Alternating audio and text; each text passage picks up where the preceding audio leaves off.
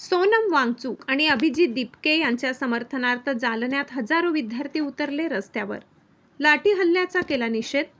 मस्तगड ते जिल्हाधिकारी कार्यालयापर्यंत काढली मोठी रॅली। जोरदार घोषणाबाजी करत केला सरकारचा निषेध। तिरंगाध्वज आणि सोनम वांगचूक त्याचबरोबर अभिजित दिपके यांचे पोस्टर घेतले हातात।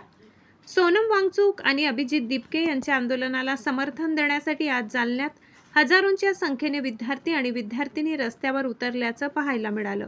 जालना शहरातील मस्तगडपासून जिल्हाधिकारी कार्यालयापर्यंत या विद्यार्थ्यांनी मोठी रॅली काढत आजच्या देशव्यापी आंदोलनाला पाठिंबा दर्शवला। जालना शहरासह जिल्ह्याच्या वेगवेगळ्या भागातून या रॅलीत मोठ्या संख्येने विद्यार्थी आणि विद्यार्थिनी सहभागी झाले आहेत। या विद्यार्थ्यांनी हातामध्ये तिरंगा ध्वज, सोनम वांगचूक आणि अभिजित दिपके यांचे फोटो, त्याचबरोबर वेगवेगळ्या प्रकारचे पोस्टर्स हातात घेतले। दरम्यान दिल्लीमध्ये विद्यार्थ्यावर झालेल्या लाठी हल्ल्याचा निषेध म्हणून या विद्यार्थ्यांनी जोरदार घोषणाबाजी करत सरकारचा निषेध व्यक्त केलाय। अब तक न्यूज महाराष्ट्रासाठी मुस्तफा पठाण, जालना। आजचा जो काही मोर्चा आहे, आजच्या मोर्चामध्ये सर्वात पहिले धर्मेंद्र प्रधान यांचा राजीनामा, कारण की पेपर फुटीला धर्मेंद्र प्रधान आणि त्यांचं मंत्रालय जबाबदार आहे।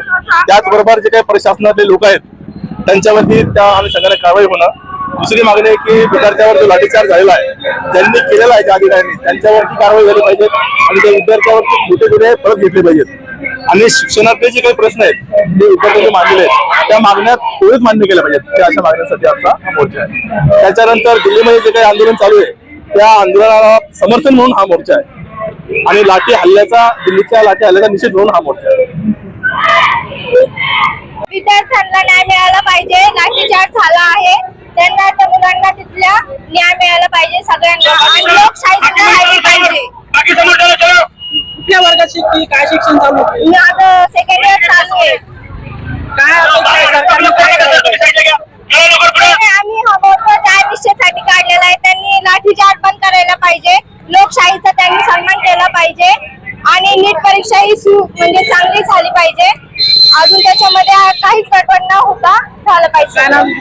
पूनम लांडगे।